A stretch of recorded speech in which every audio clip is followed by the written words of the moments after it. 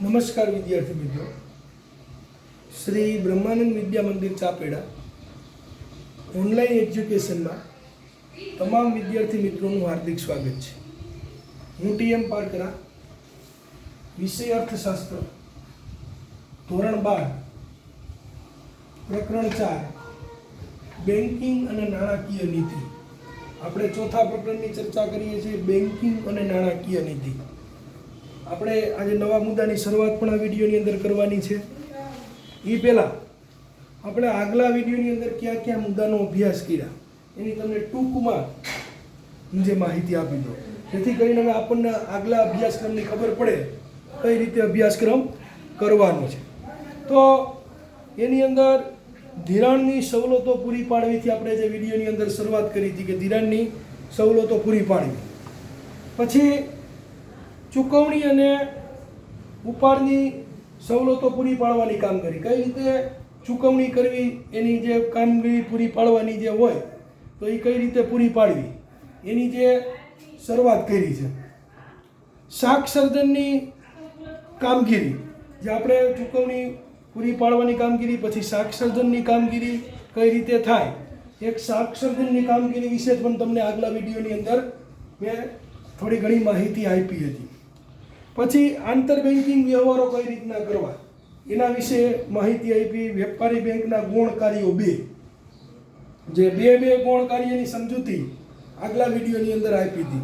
એની અંદર ગ્રાહકોના એજન્ટ તરીકે ઉપયોગી સેવાઓ પૂરી પાડવાનું કાર્ય, જે અને બીજું બદલાતા સમય સાથે આધુનિક સેવાઓ પૂરી પાડવાનું કાર્ય. જે તમામ સમજૂતી આપણે સમય સાથે આધુનિક સેવાઓ પૂરી પાડવાની તમામ પ્રકારની સમજૂતીની તમને આગલા વિડીયોની અંદર મેં અભ્યાસમાં સમજૂતી વિડીયોની અંદર અભ્યાસ કરાવ્યો હતો. વિડીયો દ્વારા તમને અભ્યાસ કરવામાં આવ્યો હતો. હવે આ વિડીયોના અભ્યાસની વાત કરીએ તો આપણે નવા મુદ્દાની આ વિડીયોમાં ચર્ચા કરવાની છે. ભારતમાં વેપારી બેંકોનું અસ્તિત્વ. ભારતની અંદર વેપારી બેંકોનું અસ્તિત્વ કયા પ્રકારનું છે, કયા પ્રકારનું વેપારી બેંકનું અસ્તિત્વ ભારતની અંદર જોવા મળે છે, એની આપણે આ મુદ્દાની અંદર અભ્યાસ ક્ષેત્રમાં આગળ વધવાનું. આ મુદ્દાની આપણે આજે શરૂઆત નવાની કરવાની છે. તો આપણે જે આ જ મુદ્દાની આપણે શરૂઆત કરીએ તો કે ભારતમાં વેપારી બેંકો જાહેર તેમજ ખાનગી માલિકીની જોવા મળે છે. જાહેરની માલિકીની અને ખાનગી માલિકી, એમ જે આપણે જોઈએ જાહેર તેમજ ખાનગી માલિકી, આ 2 પ્રકારની જે બેંકો જે માલિકીના ધોરણ પ્રમાણે એ જોવા મળે છે. 1991ના આર્થિક પરિવર્તનો પછી ખાનગી ક્ષેત્રમાં આંતરરાષ્ટ્રીય બેંકનો પણ પ્રવેશ થયો છે. 1991ના પરિવર્તનના પછી સમયગાળાની વાત છે. પછીના સમયગાળાની જો વાત કરી 1991ના પરિવર્તનના પછીની, તો ખાનગી ક્ષેત્રની જો વાત કરવામાં આવે તો ખાનગી ક્ષેત્ર જે આંતરરાષ્ટ્રીય બેંકો હોય એ આંતરરાષ્ટ્રીય બેંકો પણ ભારતની અંદર જે પ્રવેશ કર્યો છે એને પણ પ્રવેશ મળ્યો છે. વળી ભારતમાં અસંગઠિત નાણાં બજારની વાત કરીએ, વારંવાર જે આપણે મુદ્દો આવે અસંગઠિત નાણાં બજારની વાત છે. નાણાં બજાર છે એટલે અસંગઠિત ક્ષેત્ર, કોઈ સંગઠિત નથી, પણ અસંગઠિત નાણાં બજારની વાત કરે તો અસંગઠિત નાણાં બજારમાં બેંક જેવા કાર્ય કરતી પેઢીઓ પણ જોવા મળતી હોય, જેને આપણે બેંક ન કહી પણ બેંક જેવા કાર્ય કરતી પેઢીઓ તરીકે ઓળખાય. આ અસંગઠિત નાણાં બજારને કારણે આવું પણ જે અર્થતંત્રમાં આપણને જોવા મળતું હોય છે. તો વળી સાથે સહકારી બેંકો પણ આપણે જોઈએ તો સહકારી બેંકો પણ અસ્તિત્વમાં છે, એ પણ આપણે જોઈએ તો આ પ્રકારનું છે. તો હવે આગળ વાત કરતાં આપણે જોઈએ તો વેપારી બેંકની કાયદેસરની વ્યાખ્યા મુજબ, જે આપણે કાયદેસર વિષય મુજબ, સમજૂતી મુજબ, જે અભ્યાસક્રમ મુજબ કાયદેસરની વ્યાખ્યા મુજબની જો આપણે વાત કરીએ તો કાયદેસરની વ્યાખ્યા મુજબ રિઝર્વ બેંક ઓફ ઇન્ડિયાના 1934ના ધારાની બીજી અનુસૂચિમાં અથવા તો બીજા શિડ્યુલમાં પ્રવેશ પામી હોય અથવા તો એની સ્થાપના થઈ હોય તેને આપણે શિડ્યુલ બેંક કહેવાય. તો આને આપણે શિડ્યુલ બેંક કહેવાય. આ તમને સમજૂતી મળી ગઈ છે હવે. અને જે ખરી બેંક છે એવું પણ કહેવામાં આવે. શું કામ એને એવું કહે છે કે જે ખરી બેંક છે? કારણ કે આ બેંક રિઝર્વ બેંકના તમામ નિયમો, તમામ ધારાધોરણ લાગુ પડે છે, એટલા માટે એને ખરી બેંક કીધી. તમામ નિયમો, તમામ ધારાધોરણો એ રિઝર્વ બેંકના જે શિડ્યુલ બેંકને લાગુ પડે છે, એટલે એને આપણે ખરી બેંક તરીકે ઓળખવામાં આવે. આ એની કાયદેસરની જે શિડ્યુલ બેંકની વ્યાખ્યા છે. આપણે ચાર્ટ પણ સમજવાનું.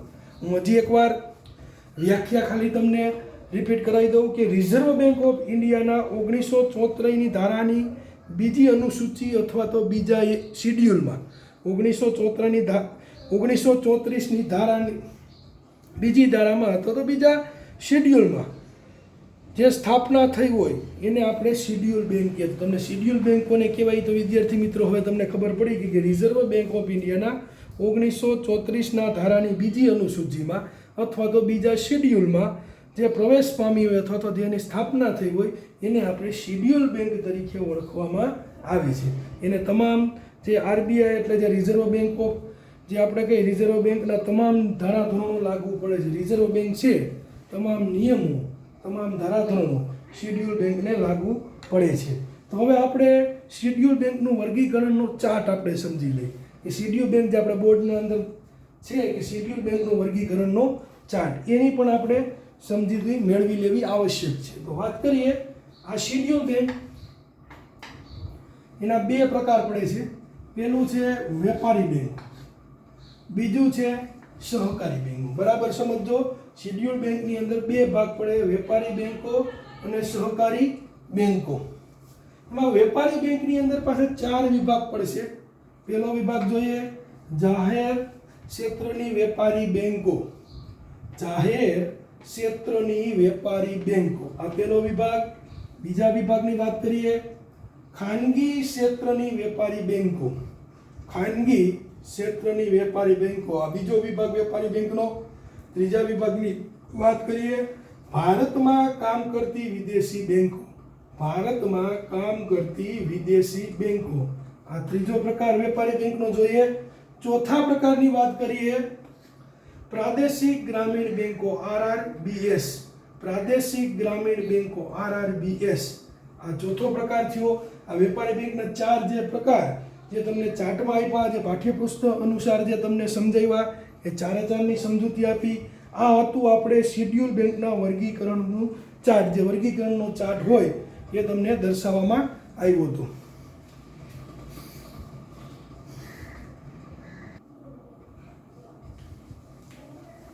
તો વિદ્યાર્થી મિત્રો આપણે જે શિડ્યુલ બેંકનો ચાર્ટનું વર્ગીકરણ બાદ હવે મધ્યસ્થ બેંક ની આપણે સમજૂતી મેળવી લઈએ. તો દુનિયાના દરેક દેશમાં, જે વિશ્વની અંદર કે દુનિયાની અંદર દરેક દેશમાં એક મધ્યસ્થ બેંક હોય. એટલે દરેક દેશની અંદર જે દેશ હોય ગમે તે દેશ એની અંદર એક મધ્યસ્થ બેંક હોય છે. દુનિયાનો કોઈ પણ દેશ હોય એની અંદર જે દેશની અંદર એક મધ્યસ્થ બેંક જોવા મળતી હોય છે. જે દેશની તમામ બેંકોની કામગીરીનું સંચાલન અને મૂલ્યાંકન અંકુશની કામગીરી કરે. મધ્યસ્થ બેંક શું કરે? તો કે જેટલી બેંકની દેશની અંદર બેંકો આવી હોય, જેટલી રાષ્ટ્રની અંદર બેંકો જેટલી આવેલી હોય, એનું સંચાલન, એનું મૂલ્યાંકન અને અંકુશ જે કંઈ નીતિ નિયમો, ધારાધોરણો, અંકુશો જે રાખવાનો હોય એ તમામ કાર્ય જે મધ્યસ્થ બેંક દેશની હોય છે, કોઈ પણ દેશની, એ મધ્યસ્થ બેંકના કાર્યો જણાવતા હોય છે. ઉપરાંત મધ્યસ્થ બેંક ગ્રાહકોના તમામ પ્રજાના હક હિતની જાળવણી કરે. ગ્રાહકો, પ્રજાનું કોઈ અહિત ન થાય, કોઈ નુકસાન ન થાય, એ તમામ પ્રકારના પ્રજાના હિતની જાળવણીનું કાર્ય જે મધ્યસ્થ બેંક કરે કે બેંક દ્વારા કોઈ એનો અહિત ન થતું હોય. આ કોઈ નાણાકીય નુકસાન પણ ન જાય જે ગ્રાહકોને ખોટી રીતે, એ જાળવણી કરવાનું કામગીરી પણ જે મધ્યસ્થ બેંક જે બજાવે છે. તો આરપી કેન્ટના શબ્દોમાં જે વાત કરી, તો આરપી કેન્ટના શબ્દોમાં મધ્યસ્થ બેંક એટલે એવી સંસ્થા કે જે દેશના પ્રજાના સામાન્ય હિત માટે અર્થતંત્રમાં નાણાંના જથ્થા અર્થાત કે નાણાંના પ્રમાણમાં વિતરણ અને સંકોચનની જવાબદારી સોંપવામાં આવી છે.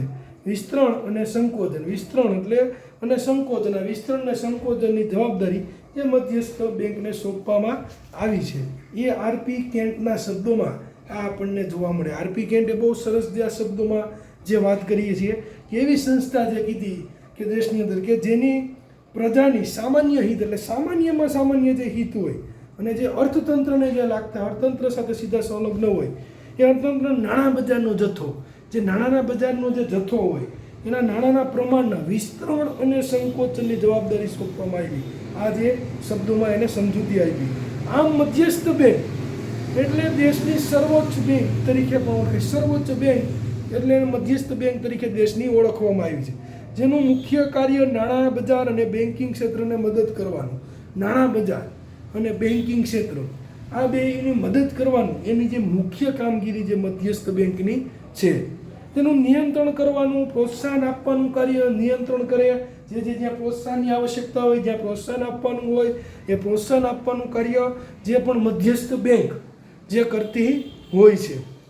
તથા દેશના આર્થિક હિત માટે નાણાકીય સ્થિરતા જાળવવા. આર્થિક દેશના હિત માટે દેશનું જે આર્થિક જે હિત હોય આર્થિક હિત જળવાઈ રહે અને નાણાકીય સ્થિરતા જાળવવાનું કાર્ય પણ જે મધ્યસ્થ બેંકને સોંપવામાં આવ્યું છે. તો આ બધા જે મધ્યસ્થ બેંકના આપણે કાર્યોની જે ટૂંકમાં અથવા તો જે અમુક કાર્યો જે મુખ્ય કાર્યો છે એની આપણે સમજૂતીઓ મેળવીએ છીએ. પછી રિઝર્વ બેંક ઇન્ડિયાના આપણે કાર્યોની વિગતે પણ ચર્ચા કરાય. પણ આ તો જે મધ્યસ્થ બેંક એટલે શું શું કાર્ય કરતી હોય રાષ્ટ્ર માટે, અથવા તો રાષ્ટ્ર માટે કેવું કેવું એને સંચાલન કાર્ય કરવાનું, ગ્રાહકો માટેથી કેવું કરવાનું એની આપણે સમજૂતી મેળવી. પછી એના જે કાર્યો છે આપણે એની તો વિગતવાર આપણે એક પછી એક કેવા કેવા કાર્યો કરે એની પણ આપણે વિગતવાર હજી પણ સમજૂતી મેળવવાની છે. તો આ પ્રોત્સાહન આપવાનું, આર્થિક નાણાકીય સ્થિરતા જાળવવાનું કામ. સમગ્ર અર્થતંત્ર પણ નાણાંની હેરફેરની અનેક અસરો થતી હોય છે. નાણાંની હેરફેરમાં જે અસરો કરી તો અનેક પ્રકારની જે નાણાકીય અસરો એ જોવા મળતી હોય છે. વળી દેશની આર્થિક વૃદ્ધિ, આર્થિક વિકાસના અસરો પહોંચાડે છે. આર્થિક વૃદ્ધિ અને આર્થિક વિકાસ આપણે આ શબ્દથી બધા વિદ્યાર્થી મિત્રો પરિચિત છીએ એટલે આપણે એને વિસ્તૃત એની સમજૂતી તમે આપતો નથી. એ આર્થિક વૃદ્ધિ અને વિકાસને અસર પહોંચાડવા નાણાકીય વ્યવહારો નિયંત્રણ તથા નાણાંના મૂલ્યની જાળવણી જવાબદારી મધ્યસ્થ બેંક દ્વારા બજારમાં આવે છે. તો મધ્યસ્થ બેંક દ્વારા જે જોવા મળતી હોય છે. મધ્યસ્થ બેંકની જો કરી તો આમ તો એ નાણાકીય નીતિ ઘડે પણ છે. એમ કહેવાય કે નાણાકીય નીતિનું જે ઘડે નિયમો એ ઘડે પણ છે. અને ટૂંકમાં મધ્યસ્થ બેંક અર્થતંત્રમાં આર્થિક સ્થિરતાની જવાબદારી સ્વીકારે છે. આર્થિક જે સ્થિરતા છે એની જેમ કહેવાય કે એ જવાબદારી પોતે એ સ્વીકારવાનું કાર્ય પણ કરે છે. તો સ્વીકારે છે. તો મધ્યસ્થ બેંક સરકારને પણ નાણાકીય નીતિની ચલો સલાહ સૂચનો આપે. મધ્યસ્થ બેંક સરકારને પણ નાણાકીય નીતિ માટે સલાહ સૂચન છે. નાણાકીય નીતિની જ્યાં જ્યાં સરકારને આવશ્યકતા હોય એના માટે માર્ગદર્શન અથવા સલાહ સૂચન જે સલાહ સૂચનો આપવાનું કાર્ય પણ જે કરે છે, જેથી કરી નાણાકીય નીતિ રાષ્ટ્રની અંદર વ્યવસ્થિત ઘડી શકાય. તો આ મધ્યસ્થ બેંક આપણે કરી જે વાત કરી. હવે આપણે એના પછીનો જે નવો મુદ્દો સમજવાનો છે ભારતીય રિઝર્વ બેંક. ભારતીય રિઝર્વ બેંક આ મુદ્દાની જે આપણે સમજૂતી મેળવી દે. તો ભારતની મધ્યસ્થ બેંક એટલે રિઝર્વ બેંક ઇન્ડિયાના નામે ઓળખાય. આપણે ભારતીય રિઝર્વ બેંક જે વાત કરી એ ભારતની જે મધ્યસ્થ બેંક તરીકે ઓળખવામાં આવે, જેને આપણે રિઝર્વ બેંક ઓફ ઇન્ડિયાના નામે પણ ઓળખીએ છીએ. રિઝર્વ બેંક ઓફ ઇન્ડિયા જે ભારતની મધ્યસ્થ બેંક છે. આ આપણને ખ્યાલ હોવો જોઈએ ને ખ્યાલ હશે જ કદાચ બધાને કે ભારતની મધ્યસ્થ બેંક કઈ તો કે આપણે જે આપ્યું છે કે રિઝર્વ બેંક ઓફ ઇન્ડિયાના નામે ઓળખાય છે. એ ભારતની મધ્યસ્થ બેંક તરીકે ઓળખવામાં આવે છે. બધાને સમજૂતી હોય તો તમને ખાલી માહિતી મેળવવા માટે પછી તમને સમજૂતી આપું છું. 1934થી રિઝર્વ બેંક ઓફ ઇન્ડિયા ધારા મુજબ આરબીઆઈની સ્થાપના જે આપણે 1934ની રિઝર્વ બેંક ઇન્ડિયાની ધારા મુજબ એટલે ધારાની જોગવાઈ મુજબ આપણે સ્થાપના મુજબ આરબીઆઈની સ્થાપના એપ્રિલ 1, 1935માં થઈ. 1 એપ્રિલ 1935ની અંદર આની સ્થાપના કરવામાં આવી છે. જે રૂપિયા 5 કરોડની ખાનગી મૂડીરોકાણ જે વાત કરીએ 5 કરોડના ખાનગી મૂડીરોકાણ આરબીઆઈની સ્થાપના થઈ હતી.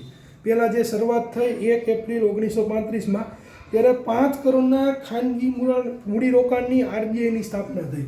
5 કરોડ રૂપિયાનું જે રોકાણ કર્યું, પણ એ ખાનગી બેંક તરીકે એની 1 એપ્રિલ 1935ની અંદર સ્થાપના થઈ. એટલે આ પણ માહિતી ખાતર આપણે યાદ રાખવું. જ્યારે શરૂઆત થઈ 1934ની ઇન્ડિયાની ધારા મુજબ, જોગવાઈ મુજબ, ત્યારે 1 એપ્રિલ 1935માં 5 કરોડના ખાનગી મૂડીરોકાણના હિસાબે આરબીઆઈની સ્થાપના થઈ. પછી 1 જાન્યુઆરી 1949માં 1 જાન્યુઆરી 1949માં આરબીઆઈનું રાષ્ટ્રીયકરણ કરવામાં આવ્યું. 1 જાન્યુઆરી 1949માં એનું રાષ્ટ્રીયકરણ થયું છે. એટલે આરબીઆઈ દેશની સર્વોચ્ચ બેંક જે સમગ્ર બેન્કિંગ ક્ષેત્રની કામગીરી ધ્યાનમાં રાખે છે, જે સમગ્ર જે ક્ષેત્ર છે એની જે કામગીરી એ ધ્યાનમાં રાખે છે અને નિયંત્રણ પણ કરે છે. અને સાથે સાથ ભારતની નાણાકીય નીતિ પણ જે ઘડવાનું એ કામ કરે. નાણાકીય નીતિ પણ જે ક્યાંક ને ક્યાંક ઘડતી હોય છે. આ રીતે જે આપણે કહીએ, જે આર્થિક સ્થિરતા નીતિ, મધ્યસ્થ બેંક, તમામ પ્રકારના જે કાર્યો જે કરતી હોય છે. તો આ પ્રકારે આપણે ભારતીય રિઝર્વ બેંકની સમજૂતી મેળવી. હવે આગળ આપણે જોઈએ રિઝર્વ બેંક ઓફ ઇન્ડિયાના કાર્યો. રિઝર્વ બેંક ઓફ ઇન્ડિયાના કાર્યો. તો કાર્ય આપણે હવે જોવાના, મેં તમને અગાઉ પણ વાત કરી હતી કે આગળ રિઝર્વ બેંક ઓફ ઇન્ડિયાના કાર્યોની આપણે સમજૂતી મેળવવાની છે. તો એની અંદર ભારતની સર્વોચ્ચ બેંક તરીકે જે આરબીઆઈના કાર્યો જે નીચે પ્રમાણે, એમાં પહેલું જે કાર્ય સમજવાનું છે, આરબીઆઈની નાણાકીય જવાબદારીના અથવા તો આરબીઆઈના નાણાકીય કાર્યો. પહેલાં આપણે નાણાકીય કાર્યો એના સમજવાના. કેના? તો કે આરબીઆઈ અથવા તો ભારત રિઝર્વ બેંકના જે નાણાકીય કાર્યો કેવા હોય, એ નાણાકીય કાર્યનો પરિચય આપણે મેળવવો. પહેલું એમાં નાણાકીય કાર્ય છે ચલણ બહાર પાડવાનું કાર્ય. ચલણ બહાર પાડવાનું કાર્ય જે આપણે નાણાકીય કાર્યોમાં આરબીઆઈનું પહેલું જે નાણાકીય કાર્ય છે, ચલણ બહાર પાડવું. તો રૂપિયા 2 અને 2 થી વધુ રકમની નોટો, રૂપિયા 2 અને 2 થી વધુની રકમની નોટો છાપવાનું અને બજારમાં મૂકવાની ફરજ આરબીઆઈ બજાવે છે. બરાબર યાદ રાખજો. રૂપિયા 2 અને 2 થી વધુ રકમની નોટો, 2 અને 2 થી વધુ રકમની નોટો, 2 થી વધુ રકમની નોટો છાપવાનું કાર્ય આરબીઆઈ બજાવે છે. બરાબર સમજો. 2 અને 2 થી વધુ રકમની નોટો છાપવાનું કાર્ય, વધુ 2 રૂપિયાથી વધુ રકમની હોય તે. જ્યારે ચલણી સિક્કા અને 1 રૂપિયાની કાગદી એટલે કાગળની નોટો ભારત સરકારના નાણાં ખાતા દ્વારા બહાર પાડવામાં આવે છે. આપણે વાત કરી જ્યારે ચલણી સિક્કાઓ, જે આપણે સિક્કા ચલણી જે બજારની અંદર આવે, અને 1 રૂપિયાની જે કાગળની નોટની, એ ભારત સરકારની નાણાં ખાતા દ્વારા બહાર પાડવામાં આવે. આ પણ વિદ્યાર્થી મિત્રો આપણે યાદ રાખવું જોઈએ. ચલણી સિક્કા અને 1 રૂપિયાની કાગળની નોટ, ચલણી સિક્કા અને 1 રૂપિયાની કાગળની નોટ એ ભારત સરકારનું નાણાં ખાતું બહાર પાડે છે. આ પણ આપણે માહિતી મેળવવી જોઈએ. પરંતુ સરકારના એજન્ટ તરીકે આરબીઆઈ તેમની વહેંચણી કરવાની જવાબદારી નિભાવે. પાછી જેની વહેંચણી, જે એનું બહાર પાડે, વહેંચણી કરે, એ સરકારના જે એજન્ટ તરીકે વહેંચણી જવાબદારી પાછી આરબીઆઈ જ નિભાવે છે. એ પણ યાદ રાખવું આપણા માટે આવશ્યક છે. તો પહેલું ચલણી નોટ બહાર પાડવાનું મેં તમને સમજૂતી આપી. આ રીતે જે ચલણી નોટો કાઢવાનું કાર્ય જે આરબીઆઈ કરે. બીજું હવે જોઈએ સરકારની બેંક તરીકેનું કાર્ય. સરકારની બેંક તરીકેનું કાર્ય. બીજો મુદ્દો જે નાણાકીય કાર્યો આરબીઆઈમાં, તો આરબીઆઈ કેન્દ્ર સરકાર તથા રાજ્ય સરકારની બેંક તેમના નાણાકીય એજન્ટ તથા નાણાકીય સહકાર તરીકે ફરજ બજાવે છે. કેન્દ્ર સરકાર અથવા તો રાજ્ય સરકાર જે કાંઈ હોય, નાણાકીય એજન્ટ તરીકે, નાણાકીય સલાહકાર તરીકે એ પોતાની જે ફરજ બજાવે છે. એટલે એજન્ટ તરીકે સરકારના બોન્ડ, સરકારના ખાતાઓ, ચલણી સિક્કાઓ, રૂપિયાની નોટ વગેરે વહીવટ જે કાંઈ વહીવટ જેને સરકાર દ્વારા ધારાધોરણ મુજબ નીતિ નિયમ મુજબ જે કાંઈ સોંપવામાં આવ્યો હોય એ સરકારને ધિરાણ અથવા તો સરકારને જે ધિરાણ પણ આપે છે એ તમામ પ્રકારની જે સરકારી બેંક તરીકેનું કાર્ય જે નાણાકીય નીતિ આરબીઆઈની અંદર આ રીતે કરવામાં આવે છે. એટલે આ રીતે પણ જે કાર્ય કરે છે. એના પછી આપણે મુદ્દો જોઈએ બેંકોની બેંક અને બેંકોનું અંતિમ સહાયક તરીકેનું કાર્ય. બેંકોની જે બેંક અને બેંકોની બેંક અને બેંકોના અંતિમ સહાયક તરીકેનું કાર્ય. બેંકોની બેંક અને બેંકોના અંતિમ સહાયક તરીકેનું કાર્ય જોઈએ તો આરબીઆઈ ભારતની બધી જ શેડ્યુલ બેંકની વાત કરી. શેડ્યુલ બેંકનો આપણે અગાઉ ચાર્ટ પણ જોયો તો તમામ પ્રકારની જે શેડ્યુલ બેંક તથા નિયમનકાર બેંકોનું રોકડ અનામત સંચાલન કરે છે. રોકડ અનામત આ બે પ્રકારનું જે સંચાલન કરે. વેપારી બેંકને ધિરાણ અંગે માહિતી દિશા નક્કી કરે, કઈ રીતે ધિરાણ આપવું, કેટલા ટકા એના ઉપર વ્યાજ વસૂલ કરવું, એ પ્રકારના દિશા નક્કી કરે. કેવા પ્રકારનું કયા ઉદ્યોગ ક્ષેત્ર કયા ખેતીમાં કેટલા ટકા ધિરાણની સવલતો પૂરી પડી, વધુમાં વધુ ધિરાણનો લાભ ગ્રાહકોને ખેતીમાં, ઉદ્યોગમાં, નાના પાયાના ઉદ્યોગમાં, તમામ ક્ષેત્રોમાં જે ધિરાણનો બધાને લાભ મળે. કોઈને આપણે કહીએ કે એની અંદર એવું ન થાય કે જે લાભથી વંચિત રહી જાય અથવા તો કોઈ ભેદભાવ ન રહીએ કે આને વધારે હિસ્સો ધિરાણનો આપ્યો, આને ખેતી ક્ષેત્રમાં ધિરાણનો હિસ્સો વધારે અથવા તો ઉદ્યોગ ક્ષેત્રમાં ધિરાણનો વધારે, એવી કોઈ અંદર આપણે કહીએ અસમાનતા જે ધિરાણની બાબતમાં ન રહીએ. એ તમામ પ્રકારની જે દિશા નક્કી જે કાર્ય કરવાનું કાર્ય જે આપણે બેંકના અંતિમ સહાયક તરીકેનું જે કાર્ય બેંકો કરતી હોય છે. અને વ્યાજના દર પણ આદર્શિત કરે છે કે કયા ક્ષેત્રમાં, ઉદ્યોગ ક્ષેત્રમાં કેટલું વ્યાજ લેવાનું, ખેતી ક્ષેત્રમાં કેટલું લેવાનું, કોઈ શૈક્ષણિક લોન હોય તો એના ઉપર કેટલું, કોઈ વાહન વ્યવહારની જે લોન લેવામાં આવી હોય તો એના ઉપર કેટલું જે વ્યાજ વસૂલ જે કરવાનું. અને શેડ્યુલ બેંકની નાણાકીય કટોકટી સમયે કોઈ નાણાકીય કટોકટી સમય આવે અથવા તો જે નાણાકીય કટોકટી સમયે અંતિમ સહાયક તરીકેની જવાબદારી પોતે જે નિભાવવાનું કાર્ય પણ કરતી હોય છે.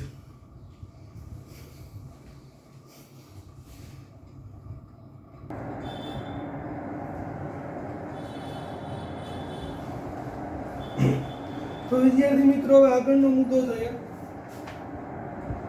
શાખ નિયમનની કામગીરી. શાખ નિયમનની કામગીરી તો નાણાકીય નીતિના વિવિધ સાધનો મદદ વડે, જે નાણાકીય નીતિના જે વિવિધ અલગ અલગ જે નાણાકીય સાધનો મદદ વડે આરબીઆઈ વેપારી બેંકો શાખ સર્જનની પ્રવૃત્તિ તથા નાણાંની પુરવઠાનું નિયમન કરે છે. અથવા તો જે વાત કરી કે નાણાંનો જે પુરવઠો હોય એ પુરવઠાનું નિયમન પણ જે કરે છે. આને કહેવાય છે આપણે શાખ નિયમનની કામગીરી. કે નાણાકીય નીતિના વિવિધ સાધનોની મદદ વડે આરબીઆઈ વેપારી બેંકોને શાખ સર્જનની પ્રવૃત્તિ તથા નાણાંના પુરવઠાનું નિયમન કરી આપે અથવા તો નિયમન કરે એને આપણે શાખ નિયમનની કામગીરી તરીકે પણ ઓળખવામાં આવે છે. તો આ એની કામગીરી થઈ. હવે બીજો એના પછીનો જે મુદ્દો જોઈએ વિદેશી હુંડિયામણ જાળવવાનું કાર્ય. વિદેશી હુંડિયામણની જાળવણીનું કાર્ય. વિદેશી હુંડિયામણની જાળવણીનું જે કાર્ય. તો જ્યારે હુંડિયામણ દર કાયદાકીય રીતે અથવા તો જે કાયદાની રીતે સ્થિર રાખવામાં આવે, જો કાયદા રીતે, બિનકાયદેસર નહીં પણ કાયદાની રીતે, કાયદાકીય રીતે જે સ્થિર રાખવામાં આવે ત્યારે આરબીઆઈ હુંડિયામણ દર નક્કી કરે છે. ત્યારે જે હુંડિયામણ દર છે આરબીઆઈ દ્વારા નક્કી કરવામાં આવે છે. ક્યારે કે જ્યારે હુંડિયામણ દર કાયદાકીય રીતે સ્થિર રાખવામાં આવે ત્યારે હુંડિયામણનો દર એ આરબીઆઈ નક્કી કરે છે. જ્યારે વિદેશી હુંડિયામણ દર બજારમાં તેની માંગ પુરવઠાના આધારે નક્કી થતો હોય છે. જ્યારે આપણે વિદેશી હુંડિયામણ દરની વાત કરીએ તો બજારમાં તેની માંગ અને પુરવઠો, જે માંગનો અને પુરવઠાનો નિયમ આધારે એનો નક્કી કરવામાં આવે છે. ત્યારે આરબીઆઈ બજારમાં વિદેશી હુંડિયામણ ખરીદે કે વેચાણ કરીને વિદેશી હુંડિયામણ સરખામણીમાં ભારતમાં રૂપિયાનું મૂલ્ય જાળવે અથવા ભારતના જે રૂપિયાનું ચલણ હોય ચલણની અંદર જે મૂલ્ય જાળવે. આમ આરબીઆઈ ભારતમાં ચલણનું મૂલ્ય અને અન્ય દેશના ચલણની સામે જાળવવાની પણ કામગીરી કરતો હોય છે. આમ દેશના જે મૂલ્યનું ચલણ તો ચલણ જાળવવાનું જે કાર્ય પણ આરબીઆઈના જે કામગીરીમાં જે આપણે વાત કરીએ તો નાણાકીય કાર્યોની અંદર જોવા મળે છે. આરબીઆઈ ભારતમાં વિદેશી ઊંડિયામણના જથ્થાની સાચવણી પણ કરે છે. જે વિદેશી ઊંડિયામણ દરના જથ્થો હોય એ જથ્થાની સાચવણી કરવાનું પણ જે કહીએ તો સાચવણી કરવાનું પણ જે કાર્ય કરે છે. તેમજ ભારતમાં આવતા વિદેશી મૂડી કે ભારતમાં બહાર જતી વિદેશી મૂડી પર ધ્યાન આવે અને ભારતમાંથી જે વિદેશી મૂડી જાય એ સંપૂર્ણ ધ્યાન કેન્દ્ર સ્થાન રાખવાનું અથવા ધ્યાન રાખવાનું કામ જે આરબીઆઈની અંદર આવે છે. તો આ વિદેશી ઊંડિયામણ જાળવવાનું કાર્ય આ રીતે આરબીઆઈ જે નાણાકીય નીતિ દ્વારા જે કરવાનું હોય એ નાણાકીય નીતિ દ્વારા કરે છે. હવે આપણે એનો નવો મુદ્દો જોવાનો છે, આરબીઆઈના બિન નાણાકીય કાર્યો. નવા પોઈન્ટની જે શરૂઆત થાય છે, આરબીઆઈના બિન નાણાકીય કાર્યો. આરબીઆઈ કયા કયા જે બિન નાણાકીય કાર્યો કરે એ કાર્યો આપણે ની સમજૂતી મેળવવાનું. જેમાં પહેલું જે કાર્ય છે આરબીઆઈના બિન નાણાકીય કાર્યોમાં તો નિયમન અને દેખરેખની કામગીરી. નિયમન અને દેખરેખની કામગીરી આ પહેલું આરબીઆઈના બિન નાણાકીય કાર્યનું પહેલું કાર્ય કહેવાય. તો આરબીઆઈ ભારતમાં સમગ્ર મૂડી બજાર અને નાણાં બજારની કામગીરી દેખરેખ અને નિયમન કરે છે. દેખરેખ અને સંપૂર્ણ જે નિયમ જાળવે છે. જેમાં વેપારી બેંકોની શાખાઓના વિસ્તરણ કામ કરવાની પદ્ધતિ. વેપારીની શાખાઓ જે વેપારી બેંકોની જે શાખાઓ હોય જેટલી વેપારી બેંકોની શાખા એને વિસ્તરણ ક્યાં કરવું, કઈ રીતે વિસ્તરણ પમાવે, કઈ રીતે વિસ્તરણ કરવાથી રાષ્ટ્રને ગ્રાહકોને તમામ પ્રકારનો જે લાભ થાય અથવા કામ કરવાની પદ્ધતિ. વેપારી બેંકની કઈ પ્રકારની જે કામ કરવાની પદ્ધતિ હોય એ પદ્ધતિ. બેંક સિવાય નાણાકીય સંસ્થાઓ, બેંક સિવાય જે કોઈ નાણાકીય સંસ્થાઓ દ્વારા સહકારી બેંકોને કામગીરી વગેરે પર ખાસ ધ્યાન રાખવું.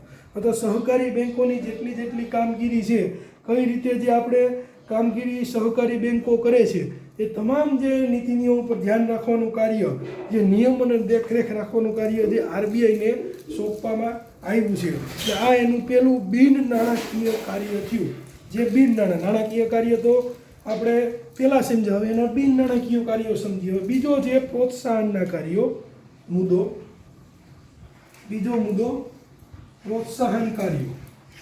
બિન નાણાકીય આરબીઆઈના બિન નાણાકીય નીતિની અંદર કઈ રીતે પ્રોત્સાહનના કાર્યો આપી શકાય. તો કે આપણા દેશમાં આજે અનેક લોકો બેંકમાં ખાતા ખોલાવ્યા નથી. એમ કે અનેક હજી જે ખાતા જે ખોલાવવામાં હજી ઘણા બધા લોકો એનાથી બાકી પણ છે. એવું જે આપણા દેશની ઘણીવાર જોઈએ કે લોકોનું બેંકની અંદર પોતાનું એકાઉન્ટ કે ખાતું ન હોય.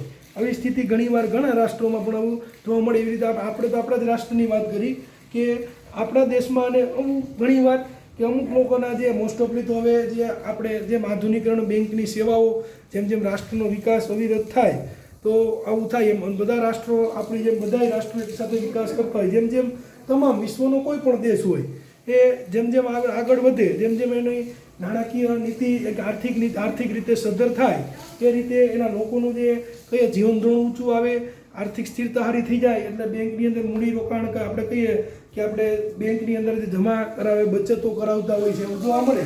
ખાસ કરીને આપણે ટોચના જે ધનિક દેશોની વાત કરી, ધનિક દેશો, તો એની અંદર આપણે જોઈએ કે મોસ્ટ ઓફ લોકોના જે બેંકની અંદર ખાતા હોય ત્યારે આર્થિક રીતે જે દેશની રાષ્ટ્રની સ્થિતિ બહુ સારી ન હોય. આર્થિક રીતે રાષ્ટ્રની પરિસ્થિતિ એકદમ જે કહેવાય થોડી ઘણી જે પરિસ્થિતિ ખરાબ હોય એના અમુક લોકોની જેમાં ખાસ કરી કે જે ગરીબ હોય, જે ગરીબ લોકો જેની અંદર નાણાકીય સવલતો પૂરી ન હોય એવા લોકો જે આપણે કહીએ કે ઘણીવાર બેંકનું પોતાનું ખાતું ખોલાવી શકતા નથી. એવા વિશ્વની અંદર ઘણા બધા રાષ્ટ્રો ધનિકો હોય, ઘણા મધ્યમ દેશો હોય, ઘણા જે આર્થિક રીતે એકદમ કહીએ કે અમુક રાષ્ટ્રો આર્થિક રીતે નાણાકીય સદ્ધરતા ન ધરાવતા હોય તો અહીંયા આવા રાષ્ટ્રોની અંદર આપણે જોઈએ તો બેંકની અંદર ઘણા બધા લોકોનું જે ખાતું ખોલાવા જવું મળે. એમાં જ આપણા એક રાષ્ટ્રની વાત કરી તો આપણે પણ જે કહીએ કે ગરીબીને હિસાબે ઘણી આર્થિક સ્થિતિ જો સારી ન હોવાથી ઘણા બધા લોકો હજી બેંકની અંદર પોતાનું જે બચત ખાતું જે અથવા તો જે ખાતું કઈ એકાઉન્ટ એ એકાઉન્ટ ખોલાવી શકતા નથી. ઘણા લોકો તેમની ધિરાણ માટેની જરૂરિયાતો માટે અસંગઠિત નાણાં બજાર પર આધારિત છે. અસંગઠિત નાણાં બજાર આપણે અગાઉ પણ મુદ્દાયો હતો, એના ઉપર ઘણી બેંકો નથી પણ વેપારી બેંકો જેવું અથવા તો બેંક જેવું એ કાર્ય કરતી હોય છે. આવું જે અસંગઠિત નાણાં બજારમાં અગાઉ પણ આપણે મુદ્દો જોવા મળ્યો છે. ધંધાની ચૂકવણીઓ ચેકના બદલે કેશ દ્વારા કરે છે. ચેક દ્વારા અને બદલે કેશ જે પૈસા નાણાકીય વ્યવહાર જે થાય એ રીતના જોવા મળતું હોય છે, જેથી વિનિમયની ખરી નોંધ થઈ શકતી નથી. જે વિનિમયની ખરી એટલે સાચી જે હકીકતમાં જે વાસ્તવિકમાં જે નોંધ થવી જોઈએ એ નોંધ અહીંયા થઈ શકતી નથી. તેની નાણાંનું મૂલ્ય તેમજ રાષ્ટ્રીય આવકના સાચા પ્રમાણમાં જાળવવાની મુશ્કેલ થાય અથવા રાષ્ટ્રીય આવકને જે જાળવવાની હોય તેની અંદર પણ ઘણીવાર ક્યાંક ને ક્યાંક મુશ્કેલ બનતી હોય છે. આથી આરબીઆઈ લોકોના આ અંગે જાગૃતતા લાવવા માટે પ્રોત્સાહન કરે. આ તમામ વિગતો માટે જે રાષ્ટ્રની બેંક હોય, તો આપણે ભારત દેશની બેંક કરી તો એ પ્રોત્સાહનના પગલાં જે લોકોને આપતી હોય કે આ બધી જાળવણી થાય, આ બધું કાર્ય વ્યવસ્થિત થવું જોઈએ, એના માટે થઈ પ્રોત્સાહનના પગલાં આપવાનું આરબીઆઈ જે કાર્ય કરતી હોય છે. ગામડાઓમાં બેંકોને વધુ શાખાઓ ખોલાય તેવા પણ પ્રયત્ન છે. ગ્રામ્ય કક્ષા સુધી જે આપણે ઘણીવાર ભારતીય અર્થતંત્રની વાત કરીએ, ભારતના રાષ્ટ્રની જ વાત કરીએ છીએ, આપણે બીજા કોઈ રાષ્ટ્રની વાત નથી કરતા. તો ભારતીય અર્થતંત્રમાં એવું કે ઘણીવાર જે ગ્રામીણ ક્ષેત્ર હોય તો વિશાળ પ્રમાણમાં ગ્રામીણ ક્ષેત્ર એવું ત્યાં આપણે જોઈએ તો ખેતી વિશાળ પ્રમાણમાં છે, તો ઘણીવાર બેંકના શાખાઓ ગ્રામ્ય કક્ષાએ ઓછી હોય છે એવું મળતું. પણ હવે ગ્રામ્ય કક્ષાએ કઈ રીતે શાખાઓ વધારી એવા પણ આરબીઆઈ પ્રયત્ન કરે, જેથી ગ્રામ્ય કક્ષા સુધી જે બેન્કિંગની સેવાનો લાભ છે એ લોકોને મળી શકે સરળતાથી. એવું પણ જે આરબીઆઈ પ્રોત્સાહનના પગલાં રૂપે ઘણી બધી નીતિઓમાં નિર્ણયો લેતું હોય છે. વધુ લોકો સંગઠિત નાણાં બજાર આવે તે માટે સતત પ્રયાસો કરે. સતત ને સતત જે પ્રયાસો કરવાનું જે આરબીઆઈ નક્કી કરે છે. વળી લોકોના હિત માટે, વળી લોકોનું જે હિત હોય, લોકોનું જે જાળવણી હોય એ હિત માટે સહકારી બેન્કો પણ પ્રોત્સાહન આપવાનું કાર્ય કરે છે. એટલે સહકારી બેન્કો પણ હિતો માટે જે કહીએ તો વળી સહકારી બેન્કો પણ એમ કે પ્રોત્સાહન જે લોકોને મળે એવા કાર્ય કરતી હોય છે. હવે જે આપણે આ વિડીયોની અંદર છેલ્લો મુદ્દો જોઈ લઈ,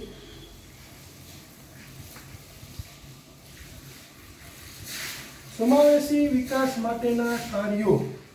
જે આપણે છેલ્લો મુદ્દો સમાવેશી